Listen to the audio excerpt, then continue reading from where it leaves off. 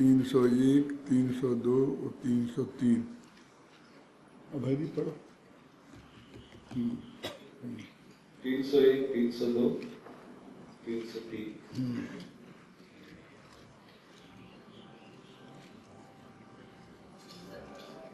अपराध चोर अधिक करें जो पुरुष में संकित रहे, कि चोर है यह जान कर कोई मुझे ना बांध ले। अपराध जो करता नहीं निशंक जनपद में रहे, बन जाऊंगा ऐसी कभी चिंता न उसके चित रहे। अपराध जीव में बनूंगा इस तरह नित संकित रहे, पर निरपराधी आत्मा भय रहित है निशंक है। प्राकृत की भी पढ़ो। इसमें नहीं है, उसमें होगी ना, नहीं है। हाँ है, वो लेकिन लास्ट का निकला। मैं प्राकृत गाथा पढ़ता हूँ, पेज नंबर 172 पर है, और मैं पढ़ूंगा, आप सब रिपीट करेंगे क्योंकि आप सबके पास में पुस्तक है। हे आदि अवराहे, बोलिए। हे आदि अवराहे, जो को बदिसो संकितो भमई, जो को बदिसो संकितो भमई, मां वज्जे झंकेण, मां वज्जे झंकेण, चोरिति जनं मिलियन्तो, चोरिति जनं मिलियन्तो, जोण कोणति अवराहे, जोण कोणति अवराहे, सोडिसंको दुजनवदी भमदी, सोडिसंको दुजनवदी भमदी, नमितस्य वज्जितुं जे, नमितस्य वज्जितुं जे, चिंता उपपज्जति कयाई, चिंता उपपज्जति कयाई, एवं विसावराहो, एवं विसावराहो, बध्यामि अहं तु संकितो चेदा, बध्यामि अहं तु संकितो चेदा, यः पुण्यरावराहो, यः पुण्यरावराहो, निस्संकोऽहं न बध्यामि, निस्संकोऽहं न बध्यामि। अब एक नया प्रकरण आरंभ हो रहा है,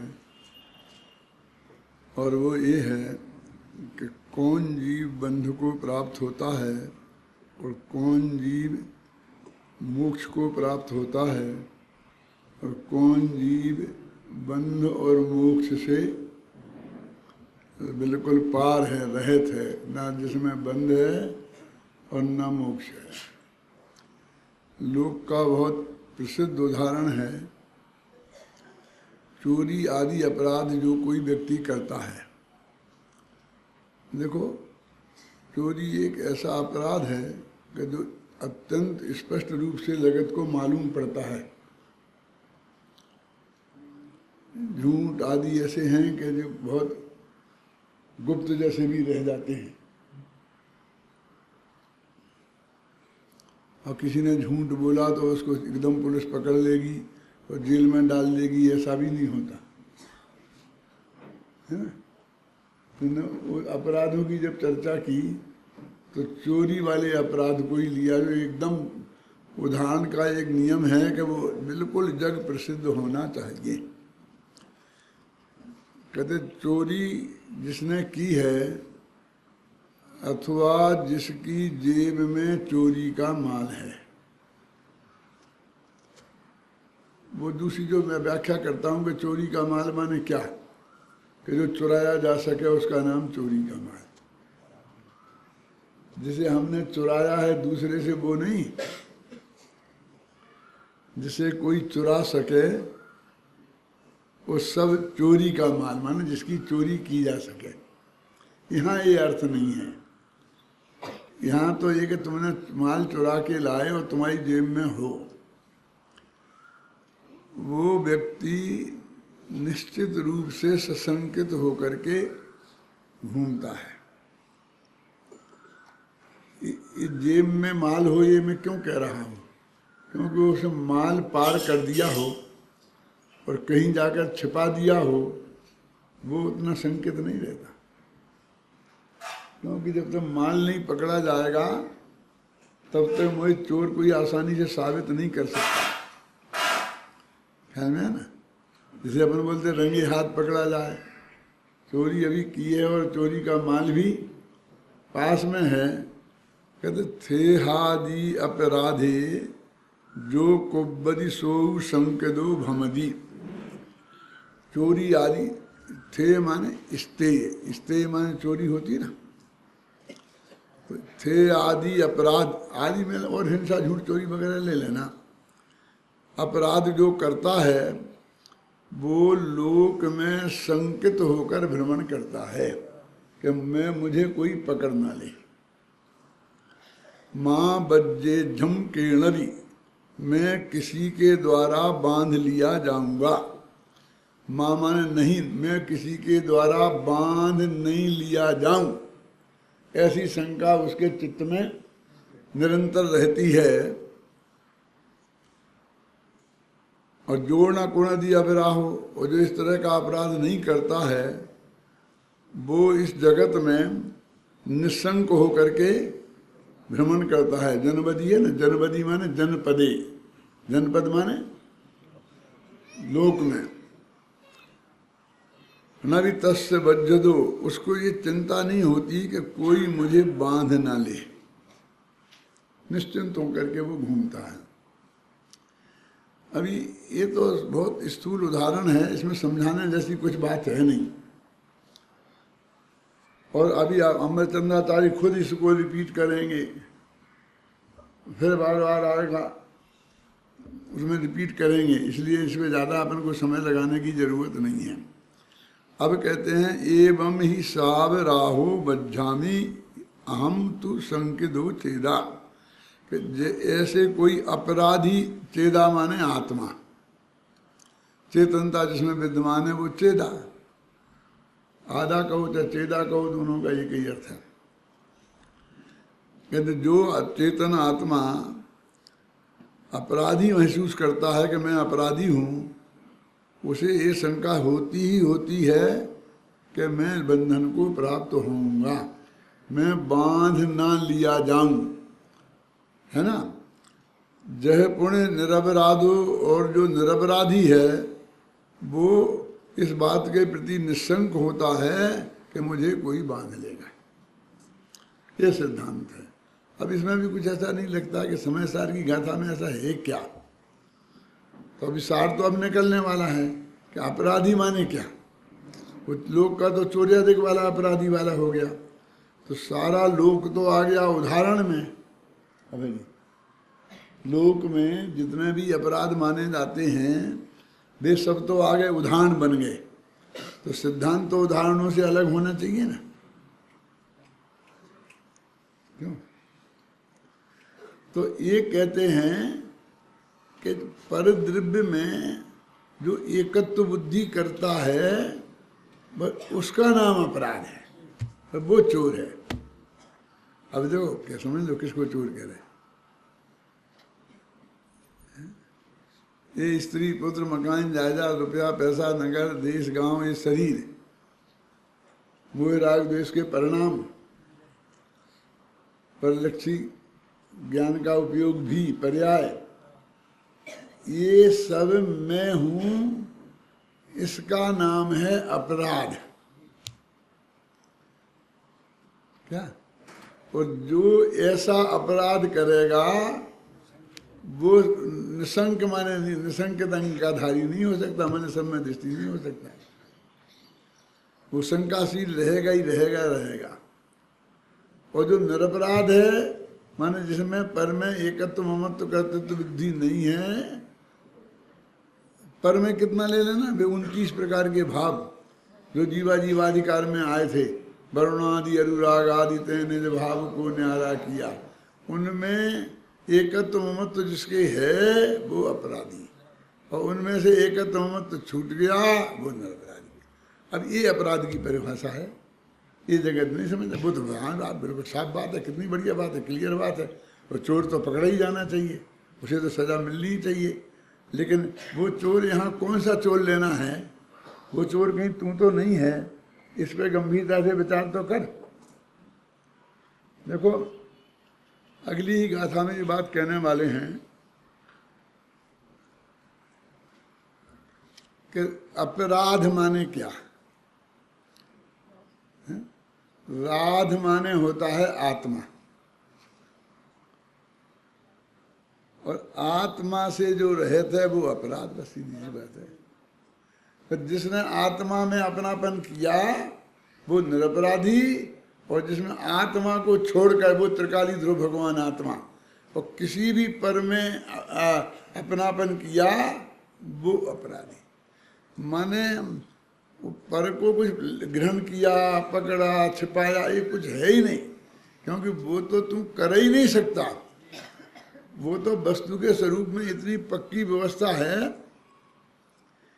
कि वज्र की दीवार बनी है, उसमें से तू एक पदार्थ को छू तक नहीं सकता है? कैसे नहीं छू सकता? लो मैंने छू लिया ना, इसे छू लिया ना, ये छू नहीं सकता। अरे तूने कहाँ छुआ है? ये तो शरीर ने छुआ है, और तू शरीर ही नहीं है। क्यों नहीं छू सकता? बोलो सुरेश जी, क्यों नहीं छू सकता?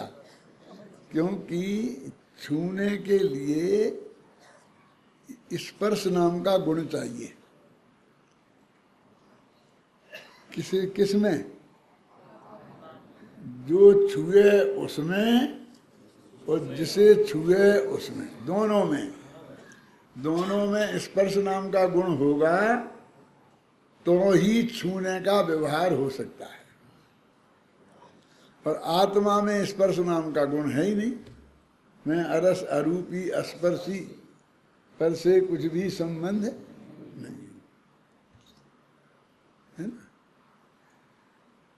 तो कहते हैं कि अपराध तो जीवन में हो सकता ही नहीं, यानी दूसरे को छू नहीं सकता तू। ये तो वस्तु की व्यवस्था इतनी एकदम पक्की है ना। जैसे लोक में परद्रव्य को, परस्त्री को छूने की जो सजा है ना, रावण ने सीता को छुआ था, और वो कौन सा कीचक, उसने द्रौपदी को छुआ था, तो उनकी जो सजा उन्हें मिली थी, है ना। ऐसे ही कहते हैं परद्रव्य के छूने की सजा तो जो कीचक को मिली थी और रावण को मिली थी वो है, लेकिन परद्रव्य को तो छुआ ही नहीं सकता।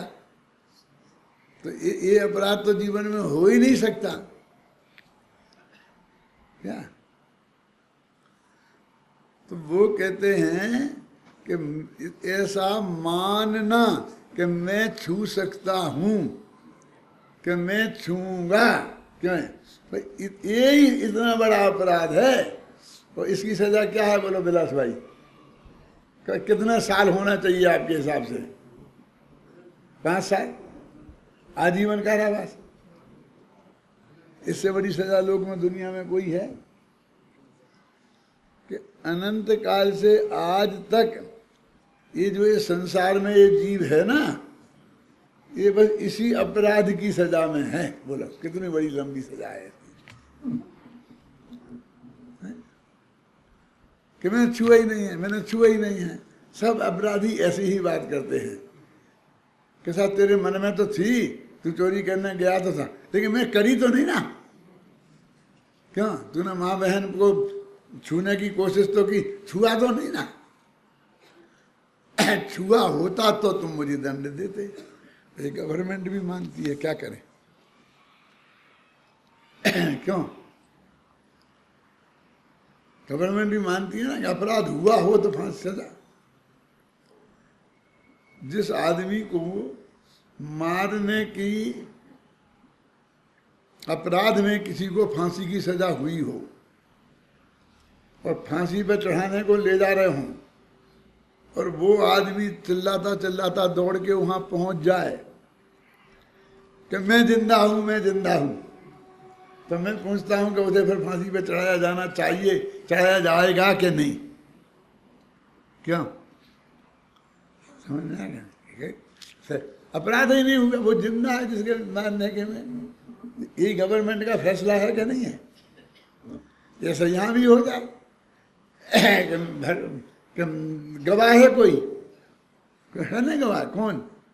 अनंत भगवान चिल्ला चिल्ला के कह रहे समोसन में बैठ के एक दूसरे दिन को छू ही नहीं सकता, कह रहे ना दिव्य ध्वनि में, 100 इंद्रों की उपस्थिति में, और जबरदस्ती मुझे फांसी पे चढ़ा रहे कि भैया तेरे को इसकी सजा है ही नहीं। तूने जो ये माना कि मैं छू सकता हूं, ये सजा तो इसकी है, तो छू लेता उसकी क्या होती कि हम कल्पना लोक में विचरण नहीं करते, क्योंकि छू सकता ही नहीं है, उसकी सजा का विधान हम करें क्यों? चलो, एक आदमी को मारा किसी ने जान से, तो उसकी सजा क्या है इस लोक में? फांसी है ना, मारना। अब इन्होंने 10 को मारा तो 10 दफे फांसी। अब एक दफे चढ़ गया, दूसरी दफे कैसे चढ़ा है? क्यों? कोई इस गवर्नमेंट के पास कोई इलाज नहीं है। उसने 1000 ने मारा तो, लाख को मारा तो, ये जो डाकू कैसे बनते हैं मानो? तुम तो महाविद्यालय में भर्ती होने आए हो, वो डाकुओं के विद्यालय में भर्ती होना हो तो वहाँ क्या क्या इंटरव्यू होता है मानो? नहीं मानो? बता दूं, जाना है क्या? वो कहते हैं किसी एक की हत्या करके आओ तो हम तुम्हें यहाँ पर इसमें अपने ग्रुप में भर्ती करेंगे। क्यों? कि एक दफे की हत्या करी तुमने एक आदमी की, तो उस अपराध के बदले में तुम्हें फांसी होगी। अब तुम हमारे ग्रुप में से भाग के गवर्नमेंट के पास जाओगे, कहीं भी जाओगे, तो तुम्हें फांसी पे चढ़ाया जाएगा, तो तुम फिर नहीं भागोगे। और तुम जानते हो ज़्यादा सज़ा है ही नहीं, 1000 को मारो तो भी एक फांसी, और लाख को मारो तो एक फांसी, तो फिर तुम मारने के प्रति निर्द्वंद हो जाओगे। तो एक मर गया हमसे, हत्या हो गई, तो अब चाहे जितने मारो सजा तो उतनी ही है। क्यों वकील साहब? यही है आपके कानून में क्या नहीं? यही बात तो ये सिद्ध करती है कि नरक है। नरक का अस्तित्व कैसे सिद्ध होता है? नरक है ये कैसे सिद्ध करें हम? क्योंकि लोक में अपराधी को सजा तो मिलनी ही चाहिए। तो एक आदमी को मारने की एक दफे फांसी, तो लाख आदमियों को मारने की लाख दफे फांसी होनी चाहिए ना। न्याय तो ये कहता है ना। तो ऐसी जगह जरूर होना चाहिए कि जहां आदमी को 1,00,000 बार फांसी पे चढ़ाया जा सके। और ये कब हो सकता है? कि फांसी पे चढ़ने के बाद, गला घुटने के बाद वो मरे नहीं। क्यों? तो नरक एक ऐसी जगह है कि काट काट के टुकड़े कर दो, हैं, समझे ना? फांसी से भी बड़ी सजा दो तो भी वो इकट्ठे हो आकर के और फिर वो खड़ा तैयार। अब उसे लाख दफे, 1000 की जितनी दफे फांसी पे चढ़ाना हो चढ़ाओ, मारो, काटो काटो मारो। इतनी सजा ऐसी जगह होनी चाहिए कि जहां उसे बार बार फांसी पे चढ़ाया जा सके। ये सिद्ध करता है ये लोक की न्याय व्यवस्था कि नरक की सत्ता इस जगत में है। कि अनादिकाल से आज तक, है ना, तूने संसार में रहा है तो बिना किसी अपराध के तो नहीं रहा है। क्यों? तूने अपराध तो किया है, वो कौन सा अपराध है? अब हत्या करे, लाख की हत्या करे तो उसका फल तो न रखे, समझना। अब उसका फल तो ये है नहीं अनादि से निको देना, ये अनंत काल नहीं है उसकी सजा, 33 सागर से ज्यादा नहीं है। समझ में आया ना मैं क्या कह रहा हूं? तो ऐसा कोई अपराध होना चाहिए है कि अनंत काल से ये सजा भोग रहा है, तो वही इससे बड़ा अपराध होना चाहिए राजेंद्र बाबू। क्या? और वो क्या है? 1 लाख हिटलर ने कितने लोगों को मारा? अब उससे भी बड़ा कोई अपराध होना चाहिए, वैसा बड़ा कोई अपराधी होना चाहिए। तो वो कौन है कि पद द्रव्य में को मैं छू सकता हूं, इतना मानने वाला वो उससे बड़ा अपराधी है, क्योंकि इस अपराध की सजा में वो अनंत काल से इस संसार में है। सजा भोग रहा है तो अपराध होना चाहिए। अब उस सजा से ये अपराध सिद्ध होता है कि कितना बड़ा अपराध है। रावण के बारे में कहा जाता है, जे ही पाप रावण मर के नरके गयो, ते ही पाप लोगन खिलौना करी राख्यो है। क्या आज की दशा का चित्रण है? कोई शील भंग नहीं किया था सीता का रावण ने, वो तो अग्नि परीक्षा से सिद्ध हो गया था। तो क्या किया था? मन में उसके शील भंग करने का विचार किया था। क्यों? वो उसकी सजा में वो रावण नरक गया कि नहीं गया, ये तो बाद में कभी विश्लेषण करेंगे। लेकिन वो जो कभी कहता है कि यदि वो सजा उसने पाप किया था, तो जिस महिला के साथ उसने ये पाप किया था, वो महिला तो अग्नि परीक्षा देके साबित कर गया कि मेरे साथ कोई अपराध हुआ ही नहीं। तो अपराध कहाँ सिद्ध हुआ बोलो? अब ऐसा कि उसका अपराध नरक गया कहते हैं, और वो अपराध तो लोगों ने खिलौना करी राख्यो है। माने उसकी क्या दशा है जो हर एक आदमी की देखो। कभी कभी तो मैं ये कहता हूं कि मुझे तो राम का घर नहीं देखना है, मुझे तो रावण का घर देखना है। इस देश में कोई रावण जैसा घर हो तो मुझे बताना, मैं उस घर में जाकर उस घर के दर्शन करना चाहता हूँ, उसे मस्तक झुकाना चाहता हूँ। राम जैसा घर नहीं चाहिए मेरे को। क्या बात कर रहे हो? क्यों? जिस घर में से विवाहिता को, गर्भवती को बिना किसी अपराध के जानते हुए और ऐसा कठोर सजा दी जाए कि जानवरों के बीच में छुड़वा दिया जाए, जंगल में जिस घर से छुड़वा दिया जाए, वो घर मुझे नहीं देखना है।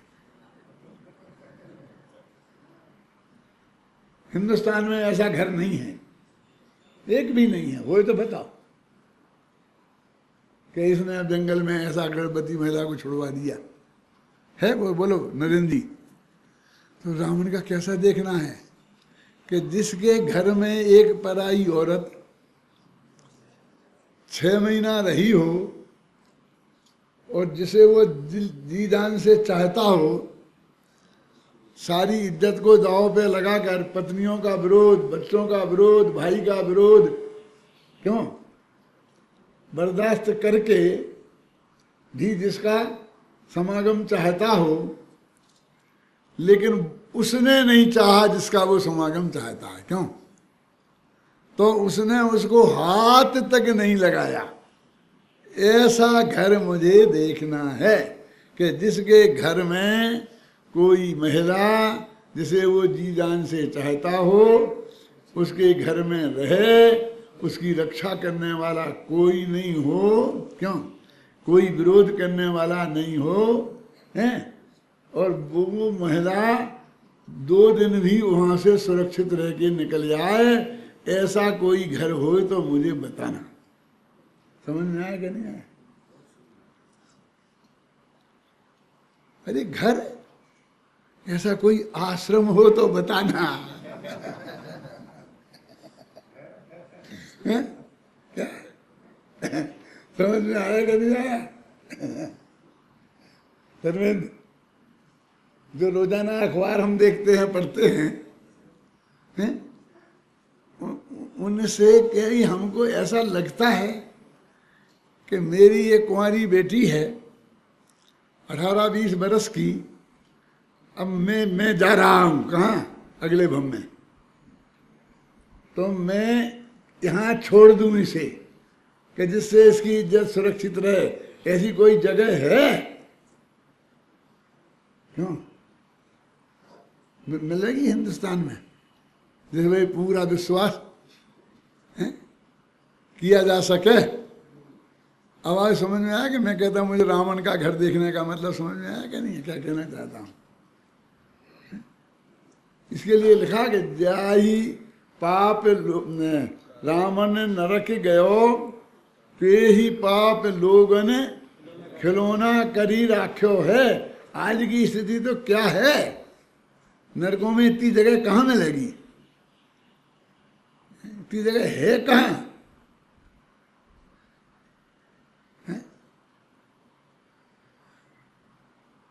समस्या ये नहीं है, आवास की समस्या है। एक एक बिल में हजारों को एक साथ ठूसेंगे। तुम्हारे एक कमरे में 3 से 4 लगा दो तो हाय राम हाय राम हाय राम इतना हल्ला करते हो, क्यों?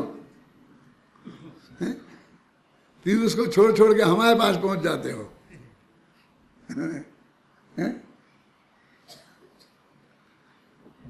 विचार करो गंभीरता से,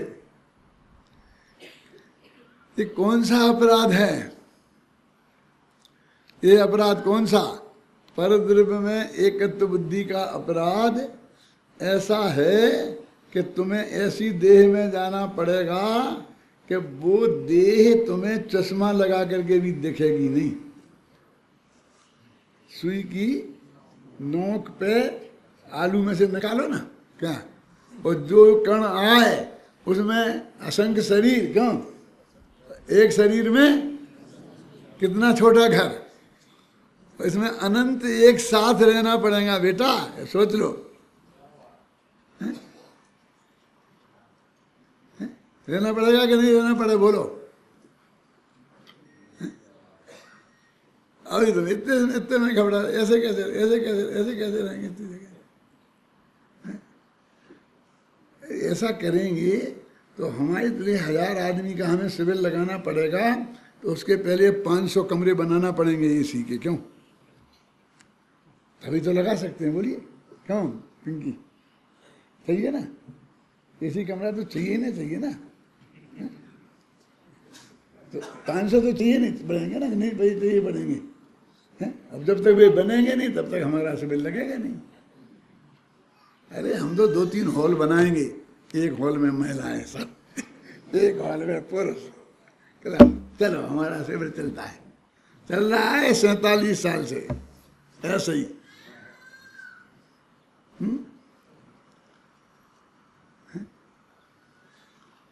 उस हॉल में एक पंखा लगा होगा, 100 आदमी ठहरे होंगे।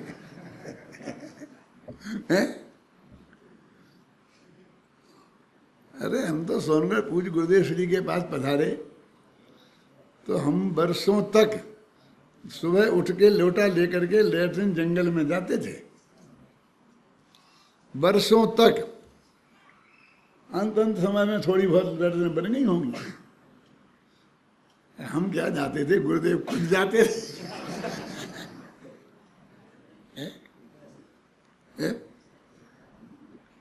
जाते थे कि नहीं जाते थे, बोलिए? मैं तो कभी कभी विचार आता है बहुत गंभीरता से,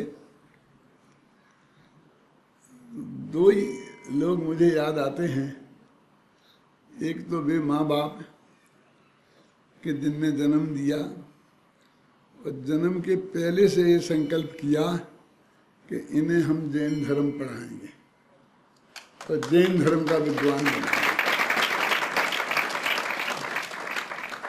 उनका अनंत अनंत उपकार हमारे ऊपर है और वे मरते वक्त हमारे पास एक नया पैसा नहीं छोड़ गए, था ही नहीं। क्या कि घर तो छोड़ गए होंगे, वो भी बेच माच खत्म, सब खा साफ। हम तीनों भाई बस ऐसे ही खड़े थे।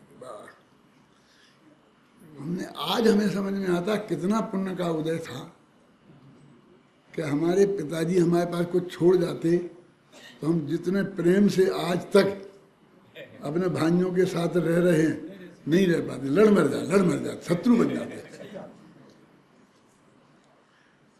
दो अनंत उपकार किए उनने हमारे ऊपर।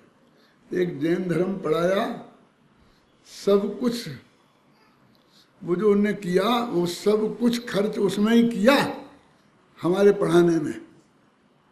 क्या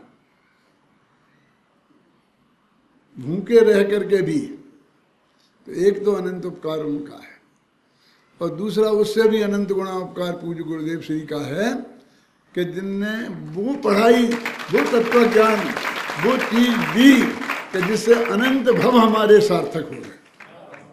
तीसरा आदमी मुझे कोई याद नहीं आता।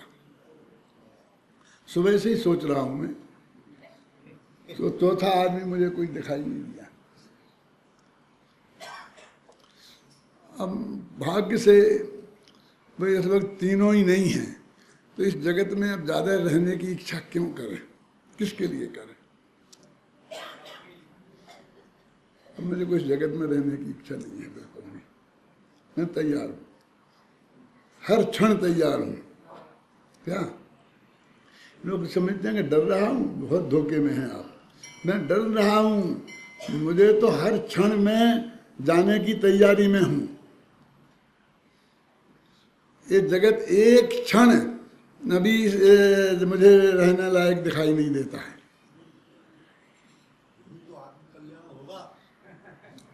क्या और वैसे तो अपन उस भावना वाले जीव हैं कि चाहे लाखों वर्षों तक जीऊं और चाहे मृत्यु आज ही आ जावे। क्योंकि अपनी समाधि मरण के जो 5 अतिचार बताए ना, पढ़े याद हैं? तो उसमें जीने की इच्छा भी एक अतिचार दोष है और मरने की इच्छा भी एक अपराध है, दोष है। मैं मरने की इच्छा नहीं कर रहा हूं, धोखे में मत रहना। मैं तो लाखों वर्ष तक जीने को तैयार हूं। मैं तो ये कह रहा हूं कोई ऐसा नहीं दिखता जिसके लिए जीऊं।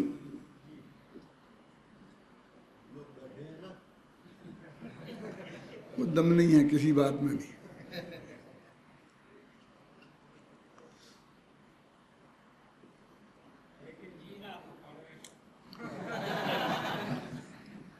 भाई गाथा पढ़ो जिससे मैं अपने फिर व्यवस्थित हो जाऊं।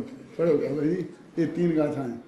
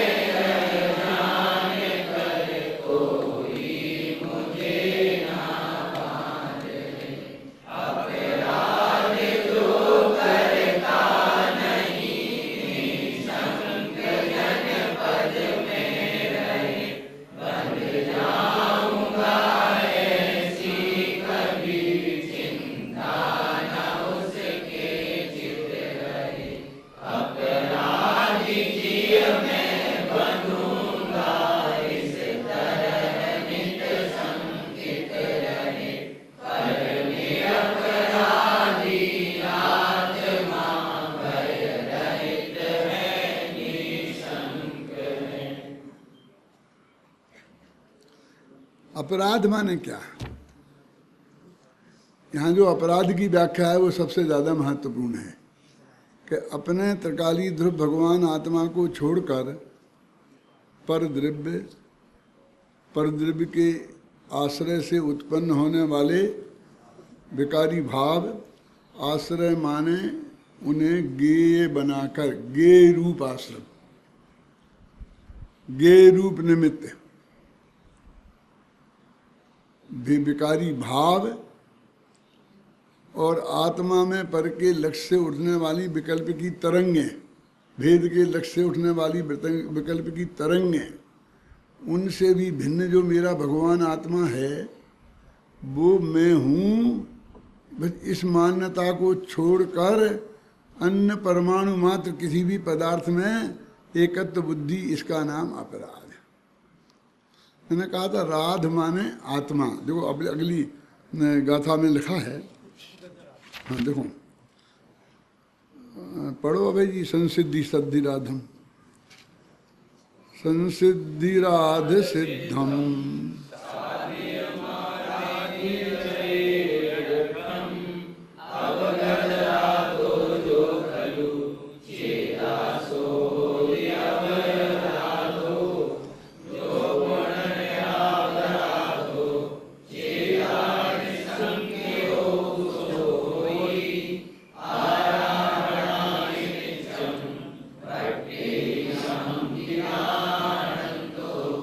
संसिद्धि, राध, सिद्ध, साधित, आराधित, इन सब का ये अट्ठम एक ही अर्थ है।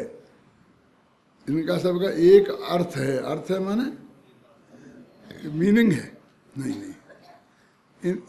इन शब्दों से बात से एक ही अर्थ माने पदार्थ है।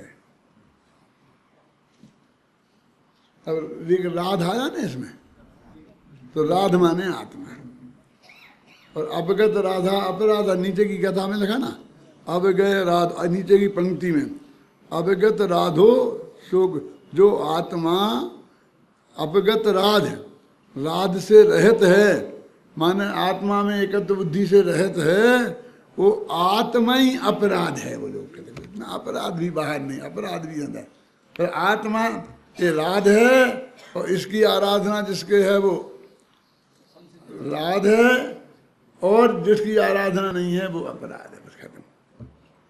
कि मैंने क्या गलती की, मैंने क्या गलती की, इतने नाराज क्यों, क्या गलती की?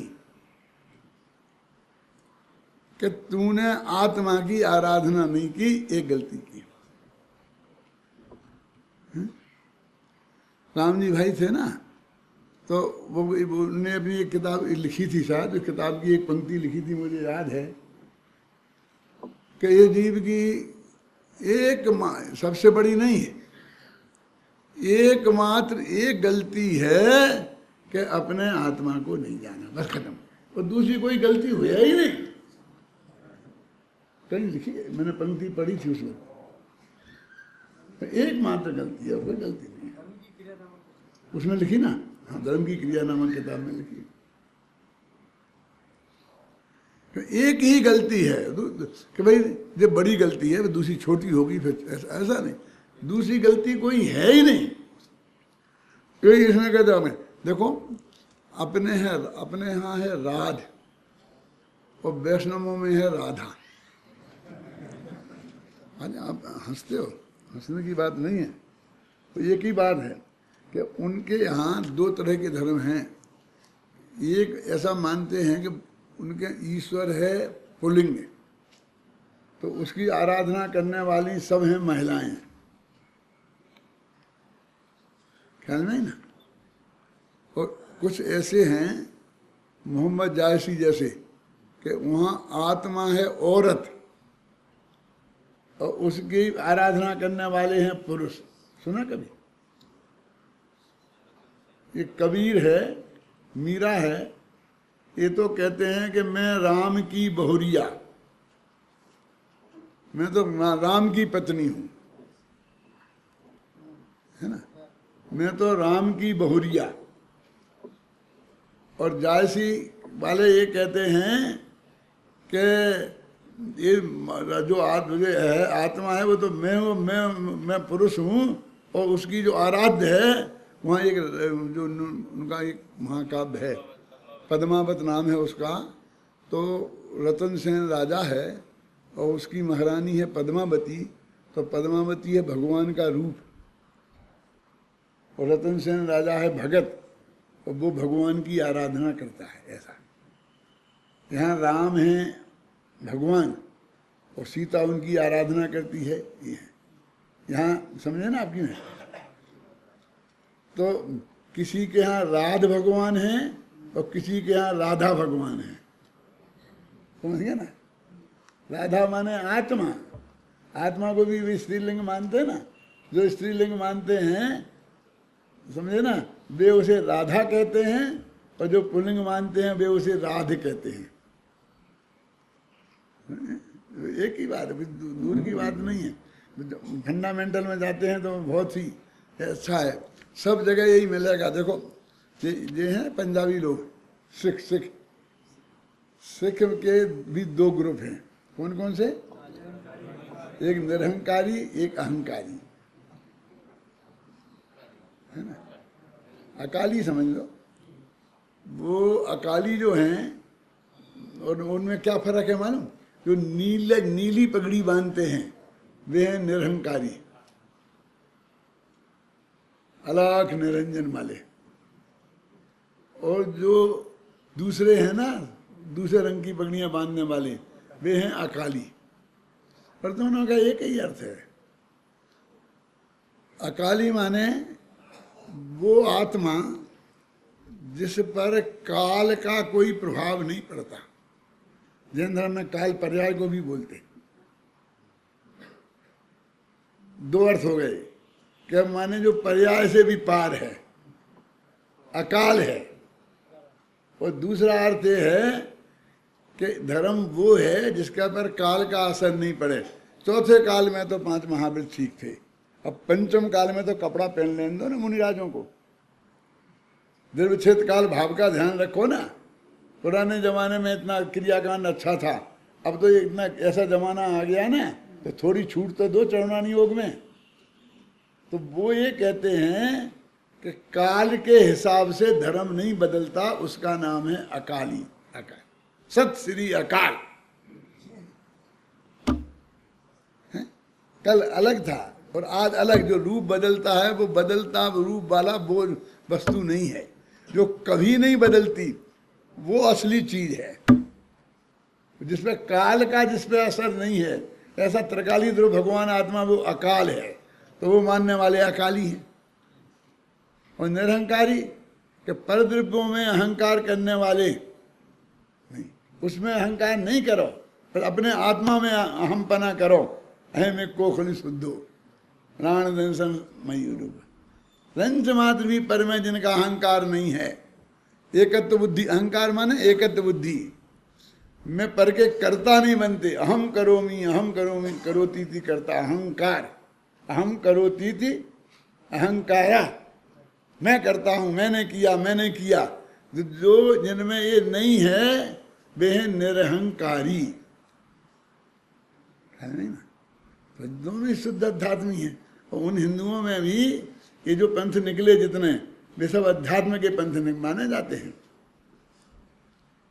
चाहे वो कबीर का हो, चाहे वो जायसी का हो, चाहे ये अकाली हों, चाहे निरंकारी हों, चाहे ये गुरु नानक वाले हों। ये जो संत कहलाते हैं ना, ये सब क्रियाकांड के विरोधी, वेदों के विरोधी। अब वो मैं शब्द बोलना नहीं चाहता हूँ, नहीं कह सकता हूँ। पूजा पाठ के विरोधी, मूर्तियों के विरोधी, हाँ, निर्गुणी वाले, समझे ना, हैं जो कि निराकार वाले। भगवान किसी आकार में नहीं है, हमें किसी आकार के पूजक नहीं हैं। भगवान को किसी आकार के हम पुजारी नहीं हैं। हम तो अनाकार, त्रिकाली ध्रुव, आप समझे ना,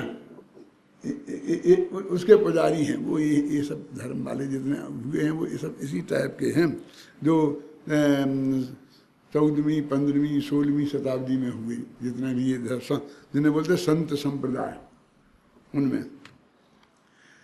तो राध का मतलब समझे ना, राध माने त्रिकाली ध्रुव भगवान आत्मा, पर उससे हटे वे सब अपराधी। वो अगली गाथा में बताएंगे, अभी सब अपन पढ़ेंगे।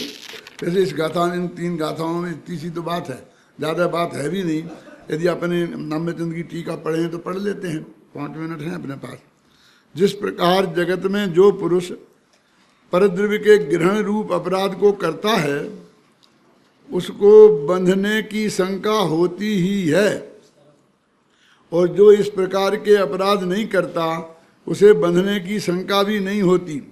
उसी प्रकार है आत्मा भी अशुद्ध बरतता हुआ परद्रव्य के ग्रहण रूप अपराध करता है तो उसे बंध की शंका होती है, तथा जो आत्मा शुद्ध बरतता हुआ उक्त प्रकार का अपराध नहीं करता उसे बंध की शंका नहीं होती, ऐसा नियम है। इसलिए समस्त परकीय भावों से के सर्वथा परिहार द्वारा शुद्ध आत्मा को ग्रहण करना चाहिए, क्योंकि ऐसा करने पर निरपराधता होती है। बहुत सीधा सरल है, जो अभी गाथाओं में बताया ना वही है। 3 गाथाओं में ज़्यादा बात नहीं है।